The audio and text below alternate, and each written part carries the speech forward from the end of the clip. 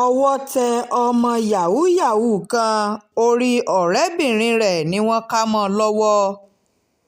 Àfúrásì ọmọ yahoo yahoo kan ni wọ́n ti gbá mú ní agbègbè Agwazanki-Orozzo ní ìpínlẹ̀ Nasarawa tó súnmọ́ olú-ìlú ilé wa làbújá pẹ́kípẹ́kí pẹ̀lú orí ọ̀rẹ́bìnrin rẹ̀ tó gbé sínú pólíbáàgì.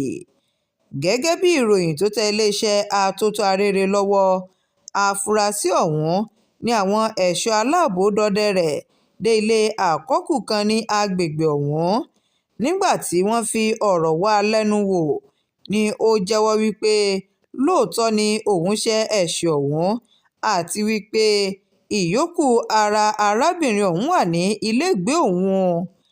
Akọ̀wé fún àdúgbò Orozzo náà, Comrade Abuwami Nuhuzan Daniel, tó fìdí ìṣẹ̀lẹ̀ náà múlẹ̀ lórí ìtàkùn ayélujára Facebook rẹ̀ ló ti sọ di mímọ̀ wípé ìṣẹ̀lẹ̀ náà jẹ́ ohun tó bà òun lẹ́rù púpọ̀, pẹ̀lú bí arákùnrin náà ṣe tún jẹ́wọ́ wípé èyí tó kù lára arábìnrin ọ̀hún wà ní ilé òun àti wípé òun kò fẹ́ẹ̀ rírú rẹ̀ rí, ṣe ni òun kàn máa fi etí òun gbọ́ lásán ni.